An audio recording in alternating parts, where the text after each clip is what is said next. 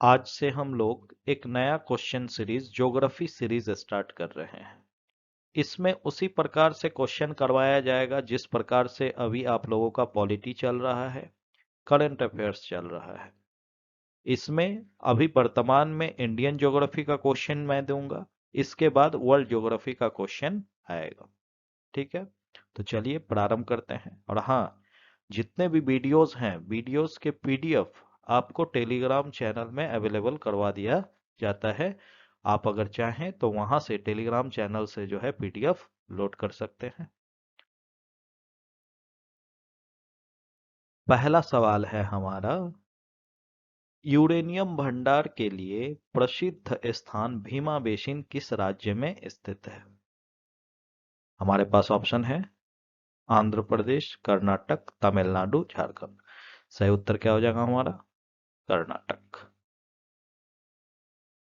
कर्नाटक में स्थित है भीमा बेसिन, और भीमा बेसिन किसके लिए जाना जाता है? यूरेनियम के लिए। और अगर बात करें कि भारत में सबसे ज्यादा यूरेनियम कहाँ मिलेगा? भारत में सबसे ज्यादा यूरेनियम मिलेगा झारखंड में, कर्नाटक में नहीं। भले भीमा बेसिन कर्नाटक में है, तो इसका मतलब ये नहीं है कि भीमा बेसिन में ही सबसे ज्यादा यूरेनियम मिलेगा। नहीं, यहाँ यूरेनियम मिलता है, लेकिन भारत में सबसे ज्यादा यूरेनियम कहाँ मिलेगा? झारखंड में। झारखंड यूरेनियम उत्पादन में पहला स्थान रखता है।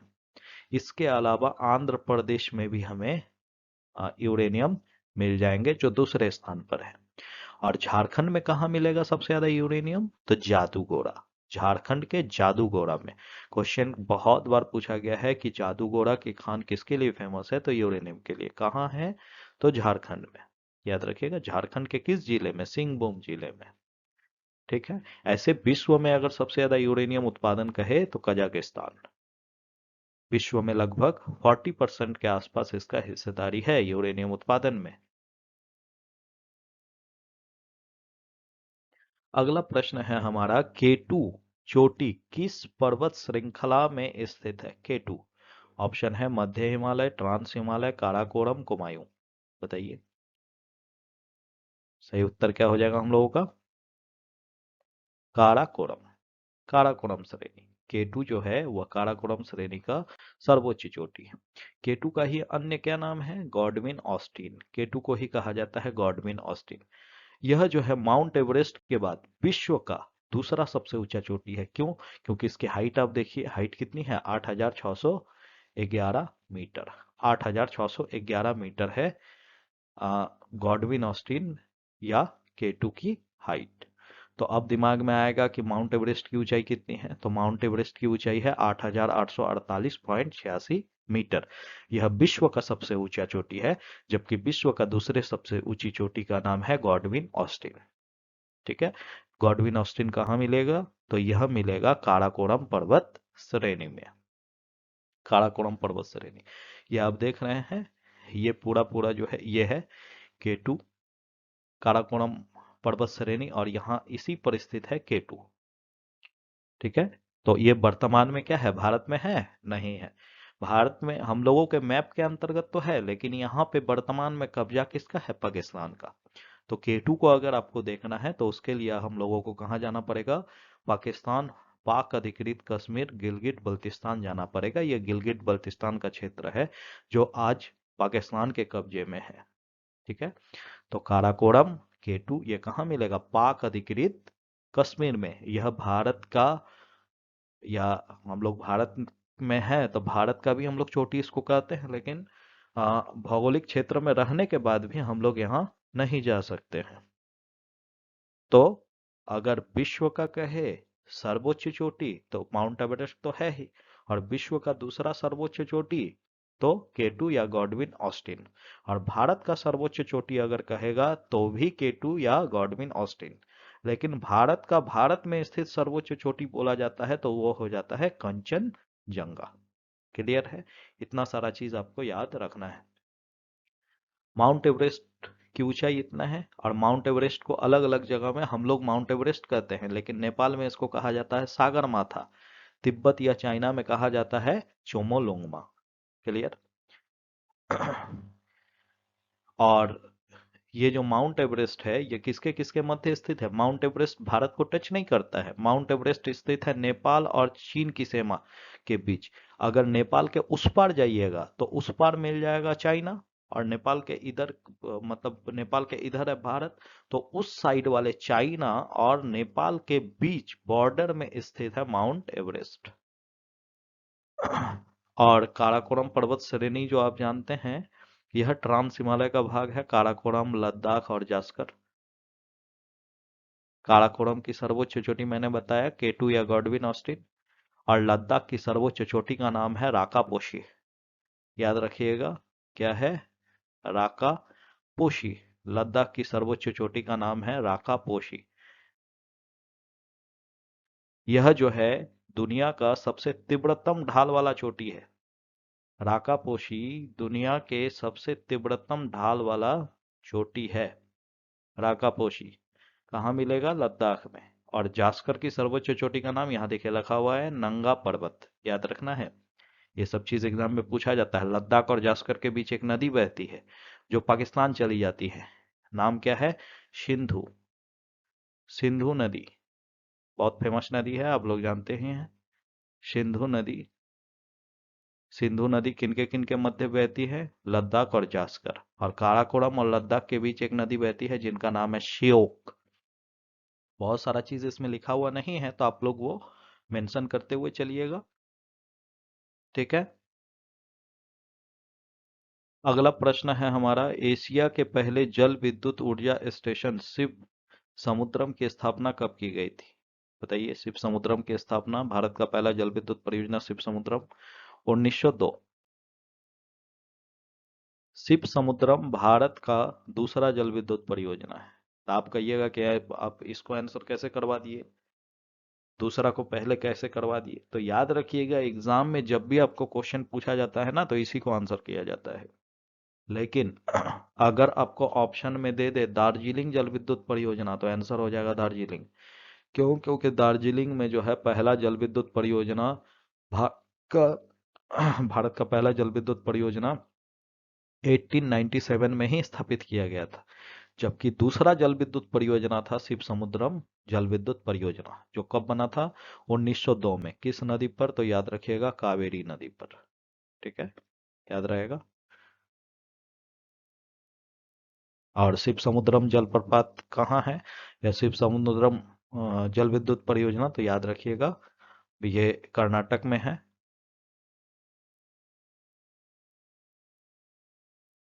अगला प्रश्न देखते हैं हम लोग। 1974 में भारत के कच्छातीबू द्वीप किस देश को दे दिया था? भारत ने 1974 में कच्छातीबू द्वीप को किसे दे दिया था? क्या उत्तर हो जाएगा हमारा? श्रीलंका। कच्छातीबू द्वीप, ये जो कच्छातीबू द्वीप है, ये भारत और श्रीलंका के बीच विवाद का बहुत लंबे समय तक कारण बना हुआ था। यहाँ आप देख रहे हैं, यहाँ है कच्छातीबू द्वीप। ये रामेश्वरम का एरिया है। ये पूरा पूरा जो एरिया आप देख रहे हैं, ये रामेश्वरम का एरिया है। और ये श्रीलंका का सिर्फ क्षेत्र है। यहाँ ऊपर में जाफना है, जहां आपने लिट्टे के बारे में सुना था, जिसने राजीव गांधी की हत्या की थी। वही लिट्टे, वही जाफना, ये जाफना है।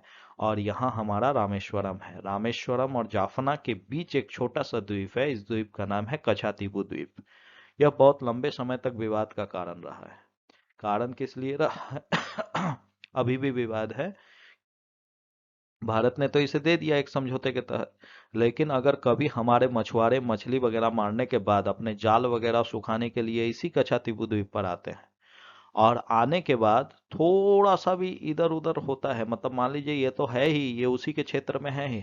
अब कच्छातीबू द्वीप में प्रवेश करने के साथ ही जो भारतीय मछुआरे हैं, उनको जो श्रीलंका की जो नेवी है उनके द्वारा गिरफ्तार वगैरह कर लिया जाता है, उनके साथ टॉर्चर वगैरह किया जाता है। तो ये बहुत बड़ा विवाद है। भारत सरकार कहती है कि आप कच्छातीबू द्वीप जो है श्रीलंका से ले लीजिए। भारत सरकार के कुछ लोग, भारत सरकार नहीं, भारत सरकार को कहा जाता है, हमारे यहाँ के सांसद वगैरह कुछ लोगों के द्वारा, कि आप जो है कच्छातीबू द्वीप को जो 1974 में दिए थे, ये आप उनसे ले लीजिए। तो याद रखिएगा, कच्छातीबू द्वीप भारत और श्रीलंका के बीच स्थित है। ठीक है, ये आप देख रहे हैं, ये श्रीलंका है, ये भारत है। अगला है, इंडोनेशिया में लदांग कृषि प्रणाली किस प्रकार की है? लदांग, रोपाई, स्थानांतरित, मिश्रित बागवानी। सही उत्तर क्या हो जाएगा हमारा?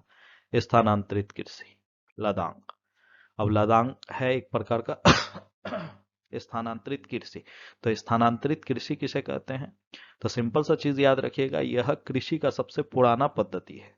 इसी को, स्थानांतरित कृषि को ही हम लोग झूम कृषि और भी बहुत सारा नाम से जानते हैं। स्थानांतरित कृषि जो है, यह कृषि का सबसे प्राचीनतम रूप है। पहले क्या किया जाता था, एक जगह में, आप जानते हैं कृषि की खेती नवपाषाण काल में हुई है। और प्रारंभ में लोग क्या करते थे कि एक जगह खेती करते थे, बाद में उस जगह को छोड़ करके चले जाते थे। जब तक उसकी उर्वरता शक्ति रहती थी तब तक वो वहां खेती करते थे। और जब खेती प्रारंभ करना होता था तो उस समय जो है वहां के जंगल झाड़ी जो भी होते थे उसको काट करके वो जला देते थे। और जलाने के बाद जो है वहां खेती करते थे, और तब तक करते थे जब तक कि उस मिट्टी में उर्वरता शक्ति बनी रहती थी। तो अभी तो हालांकि बहुत कम ही इस प्रकार का खेती होता है, लेकिन अभी भी बहुत सारे जो घुमंतू लोग हैं, जहां मान लीजिए कि कुछ लोग ऐसे हैं जो आपका आदिवासी समुदाय से हैं, जान नहीं रहे हैं साइंस के बारे में, विज्ञान के बारे में नहीं जान रहे, वैसे लोग आज भी इस प्रकार की खेती करते हैं। आप पूर्वोत्तर भारत में चले जाइएगा, जनजाति बहुत ज्यादा मिलता है, पूर्वोत्तर क्षेत्र में अच्छा खासा खेती होता है। पश्चिमी घाट क्षेत्र में और अन्य राज्यों में भी होता है भारत के। तो फसलों को आपका बोने के लिए जो है पहले वहां के जंगल को साफ किया जाएगा, फिर फसल वगैरह उगाने के बाद जब तक उनकी उर्वरता शक्ति बनी रहेगी तब तक वहां खेती होगा। उर्वरता शक्ति खत्म, अब वह लोग वहां से चले जाएंगे, फिर दूसरे जगह जाकर के इस प्रकार की खेती करेंगे। इसी को कहा जाता है स्थानांतरित कृषि। तो स्थानांतरित कृषि आंध्र प्रदेश के कुछ क्षेत्र में जो किया जाता है उसे पेडू कहते हैं। आंध्र प्रदेश में स्थानांतरित कृषि पेडू कहलाता है। केरल और पश्चिमी घाट में कुमारी कहलाता है। राजस्थान में बत्रा कहते हैं। मध्य प्रदेश में बेवर और दहिया कहते हैं। छत्तीसगढ़ में दीपा कहते हैं। पूर्वोत्तर भारत में झूम कहते हैं। एग्जाम में पूर्वोत्तर भारत मतलब 7 स्टेट्स, अब उसमें कोई भी हो सकता है, असम, मेघालय, त्रिपुरा, कुछ भी आपको एग्जाम में दे सकता है। तो याद रखिएगा, पेडू आंध्र प्रदेश, कुमारी केरल और पश्चिमी घाट, बत्रा राजस्थान, बेवर और दाहिया मध्य प्रदेश, दीपा छत्तीसगढ़, झूम पूर्वोत्तर भारत। और विश्व में भी कुछ अलग अलग नामों से जाना जाता है। वैसे हर जगह अलग अलग नाम से जाना जाता है, लेकिन एग्जाम के लिए जो इंपॉर्टेंट है वही मैंने यहाँ मेंशन किया है। रे वियतनाम, मिल्पा मैक्सिको, रोका ब्राजील, आपका तोंगे, तोंगे बोला जाता है इसको, तोंगे म्यांमार, चेना, श्रीलंका, लादांग जावा और इंडोनेशिया, मतलब वही इंडोनेशिया वाला क्षेत्र। याद रहेगा इतना सारा चीज?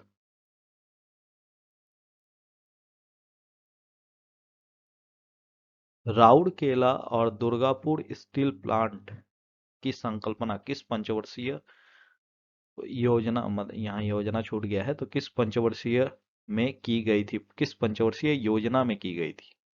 किस पंचवर्षीय योजना में की गई थी? बताइए, 4 ऑप्शन है आपके पास। पहली, दूसरी, तीसरी, चौथी। क्या हो जाएगा उत्तर हमारा? दूसरी। राउरकेला और दुर्गापुर स्टील प्लांट की स्थापना दूसरी पंचवर्षीय योजना में की गई थी। दूसरी पंचवर्षीय योजना का कार्यकाल 1956 से 1961। और राउरकेला स्टील प्लांट की स्थापना हुआ है जर्मनी के मदद से 1961 में। तो जाहिर सी बात है, ये कौन सा हो जाएगा? दूसरा पंचवर्षीय योजना। दूसरे पंचवर्षीय योजना में जर्मनी के सहयोग से राउरकेला स्टील प्लांट को जो है प्रारंभ किया गया था। क्लियर? और आपसे एग्जाम में पूछा जाएगा कि राउरकेला स्टील प्लांट है कहाँ? बताइए, राउरकेला याद है? राउरकेला उड़ीसा। जो आदमी उड़ीसा गए होंगे उनको तो ऐसे भी याद रहता है।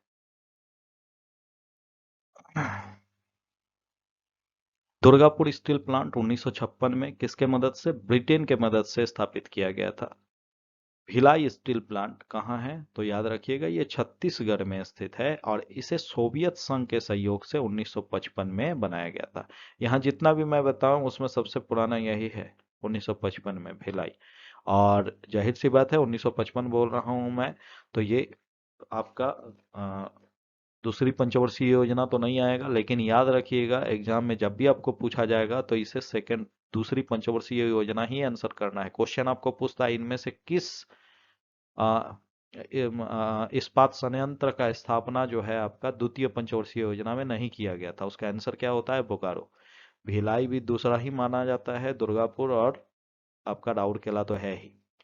तो 1955 में इसकी स्थापना हुई थी, लेकिन इसे कंप्लीट करने में आगे ये कंप्लीट होने में समय लगा है।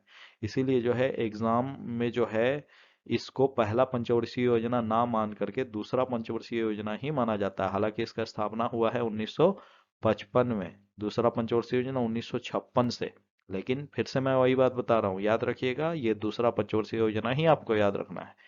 बोकारो स्टील प्लांट की स्थापना 1964 में हुआ है सोवियत संघ के सहयोग से। तो जाहिर सी बात है 1964 तो द्वितीय पंचवर्षीय योजना में आएगा नहीं। क्यों नहीं आएगा? क्योंकि आप जानते हैं 1961 से 1961 से 1966 1966 तक ये तृतीय पंचवर्षीय योजना का कालखंड है। तो जाहिर सी बात है जब ये तृतीय पंचवर्षीय योजना का कालखंड है तो 64 इसी के बीच में आएगा ना। तो बोकारो स्टील प्लांट तीसरी पंचवर्षीय योजना के दौरान स्थापित किया गया था, ना कि दूसरी। ये जितने भी कंपनियां देख रहे हैं इसको रेगुलेट कौन करता है? SAIL, steel authority of India limited, SAIL. इसकी स्थापना 1973 में हुई है। ठीक है। अगला प्रश्न है हमारा, भूटान के साथ भारत के किस राज्य की सीमा सबसे ज्यादा लंबी है? असम, सिक्किम, अरुणाचल प्रदेश और पश्चिम बंगाल। बताइए सही उत्तर क्या हो जाएगा हमारा? असम। अब भारत और भूटान के सीमा की लंबाई ये सब एकदम याद रखना है। कितना किलोमीटर है? 699 किलोमीटर। उसमें असम के साथ सबसे लंबा 667 किलोमीटर। बाकी आपको डाटा दिया हुआ है लेकिन याद नहीं करना है।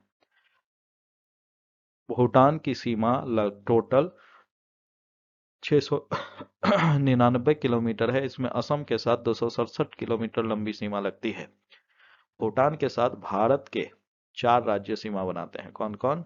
सिक्किम, पश्चिम बंगाल, असम और अरुणाचल प्रदेश। सिक्किम, पश्चिम बंगाल और असम और अरुणाचल प्रदेश। आप यहाँ देखिए, ये हो गया सिक्किम वाला एरिया, सिक्किम, सिक्किम। उसके बाद ये पश्चिम बंगाल वाला एरिया है, ये वाला एरिया। ये पूरा एरिया आप देख रहे हैं, ये पश्चिम बंगाल वाला एरिया है। इसके बाद ये हो गया असम का एरिया, जो सबसे लंबा आपको सीमा दिख रहा होगा यहाँ से यहाँ, पश्चिम बंगाल। और इस साइड हो गया अरुणाचल प्रदेश, 4 के साथ। भूटान की राजधानी क्या है? थिम्पू। भूटान की मुद्रा क्या है? वहां के जो पैसा है उसको क्या कहा जाए? न्यूगल ड्रम। अब भूटान एक लैंडलॉक देश है, चारों तरफ से घिरा हुआ है। भूटान के ऊपर यहाँ है चाइना और नीचे में है इंडिया, यानी भूटान जो है समुद्र से सीमा नहीं बनाता है, एक लैंडलॉक देश है ये।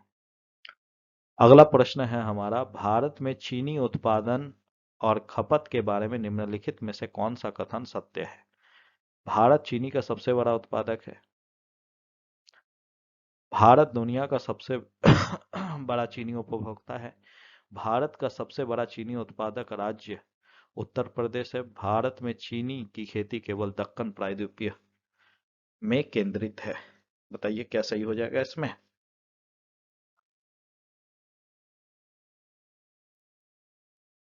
भारत चीनी का सबसे बड़ा उत्पादक है, ये गलत है। भारत नहीं है चीनी का सबसे बड़ा उत्पादक। चीनी का सबसे बड़ा उत्पादक है ब्राजील। भारत दूसरा है। भारत दुनिया का सबसे बड़ा चीनी का हाँ, ये बात सही है। भारत में सबसे ज्यादा चीनी खाने वाले लोग मिलेंगे। भारत चीनी डायरेक्ट नहीं खाया जाता है जी, मिठाई तिठाई अलग अलग सामान बनता है ना। भारत का सबसे बड़ा चीनी उत्पादक राज्य उत्तर प्रदेश है। नहीं, गन्ना का सबसे बड़ा उत्पादक उत्तर प्रदेश है, चीनी का नहीं। चीनी का सबसे बड़ा उत्पादक तो महाराष्ट्र है। भारत में चीनी की खेती केवल दक्कन प्रायद्वीप में क्यों होगा जी? सबसे ज्यादा तो आपका गन्ना का खेती हो रहा है उत्तर प्रदेश में। नहीं, यानी कि पहला, तीसरा और चौथा गलत है। सही उत्तर हमारा क्या है? भारत दुनिया का सबसे बड़ा चीनी का उपभोक्ता है। भारत सबसे बड़ा चीनी का उपभोक्ता है। लेकिन चीनी का सबसे बड़ा उत्पादक ब्राजील है। गन्ना क्या है? नगदी फसल। नगदी फसल किसे कहते हैं? जिसका अर्थ होता है ज्यादा से ज्यादा पैसा कमाना। जैसे आप गन्ना उत्पादन अपने घर में खाने के लिए नहीं करते हैं। बहुत सारे लोग चावल गेहूं अपने घर में खाने के लिए करते हैं, उत्पादन करते हैं। गन्ना जो भी उगाता है उसका एक ही को मकसद रहता है, गन्ना बेच करके अच्छा खासा पैसा कमाना। अब कोई गन्ना का उत्पादन करेगा, कॉफी का उत्पादन करेगा, चाय का उत्पादन करेगा, तो अपने घर में खाने के लिए थोड़ी करेगा। तो जो अपने घर में खाने के लिए हम नहीं करते हैं, जिनका उद्देश्य होता है कि उगाओ और बेचो और पैसा कमाओ, तो उसको कहा जाता है नगदी फसल। याद रखिएगा, गन्ने का सबसे ज्यादा उत्पादन ब्राजील में होता है। भारत जो है गन्ने के उत्पादन में दूसरा स्थान रखता है ब्राजील के बाद। भारत में गन्ना अनुसंधान संस्थान लखनऊ में है। गन्ना अनुसंधान संस्थान लखनऊ, लेकिन चीनी अनुसंधान संस्थान कहाँ है? कानपुर। गन्ना से चीनी बनता है, गन्ना को चीनी मत समझ लीजिएगा। लेकिन कहीं कहीं एग्जाम में गन्ना को चीनी टाइप से लिख करके देता है, तो वो आपको ध्यान में रखना है। उत्तर प्रदेश में गन्ना का सबसे ज्यादा उत्पादन होता है, लगभग 39%। परंतु चीनी का सबसे बड़ा उत्पादन महाराष्ट्र में, क्योंकि चीनी का सबसे ज्यादा मिल महाराष्ट्र में है। चीनी मिल के लिए, चीनी मिल जहां भी होता है वहां ह्यूमिडिटी चाहिए होता है, आर्द्र होता है, ताकि गन्ना अगर 2 दिन 3 दिन 5 दिन 7 दिन पड़ा भी रहे तो वो सूखे नहीं। ह्यूमिडिटी ज्यादा रहेगा तो गन्ना सूखेगा नहीं, उसका रस बरकरार रहेगा। इसीलिए जो है अधिकतम चीनी मिलें आपको महाराष्ट्र में मिलेगी। लेकिन सबसे ज्यादा जो गन्ना भारत में होता है वो होता है उत्तर प्रदेश में। कर्नाटक के बाद कौन सा राज्य सोने के उत्पादन में दूसरा स्थान रखता है? यानी कर्नाटक सबसे ज्यादा सोना का उत्पादन करता है, दूसरे स्थान पर कौन है? बताइए। आंध्र प्रदेश। भारत में सोना का जो प्रमुख खदान है वो कोलार और हट्टी। हेलो देवे, अभी देखे हैं केजीएफ, एक मूवी शायद आया था, मूवी आया था ना केजीएफ या कोलार गोल्ड। हाँ, पांड्या कुछ बोला जाता था, वही तो केजीएफ वही है आपका। कोलार खान से संबंधित मूवी था आपका। तो कोलार और हट्टी ये खान कहाँ मिलेगा? कर्नाटक में। ये किसके लिए प्रसिद्ध है? भारत में सबसे ज्यादा सोना यहीं मिलता है। इसके अलावा आंध्र प्रदेश के रामगिरी में भी जो है आपको सोना मिल जाएगा। आंध्र प्रदेश सेकंड पोजीशन रखता है चीनी ये आपका सोना उत्पादन में। कर्नाटक के बाद आंध्र प्रदेश का सेकंड स्थान है। चीनी का सबसे बड़ा उत्पादक देश कौन सा है? सॉरी, चीनी बार बार बोले। सोने का सबसे बड़ा उत्पादक देश कौन सा है? तो याद रखिएगा, चीन। सोने का सबसे बड़ा उत्पादक देश है चीन। और सोना किस चट्टान में मिलेगा भारत में? तो धारवाड़ चट्टान में मिलेगा। धारवाड़ चट्टान, जब इंडियन चट्टान बताएंगे तो चट्टान का जब क्वेश्चन आएगा बढ़िया से तो हम उस समय बताएंगे आपको। याद रखिएगा, धारवाड़ एक जिला है कर्नाटक का, और उसी धारवाड़ जिले के क्षेत्र में जो है कोलार और हट्टी की खान मिलता है।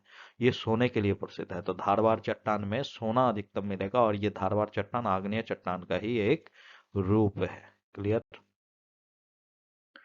अगला और अंतिम प्रश्न है हमारा, शीतकाल में उत्तर भारत में बारिश का मुख्य कारण क्या है? पश्चिमी विक्षोभ, लौटता हुआ मानसून, सामान्य मानसून, व्यापारिक पवन। क्या होगा सही आंसर? पश्चिमी विक्षोभ।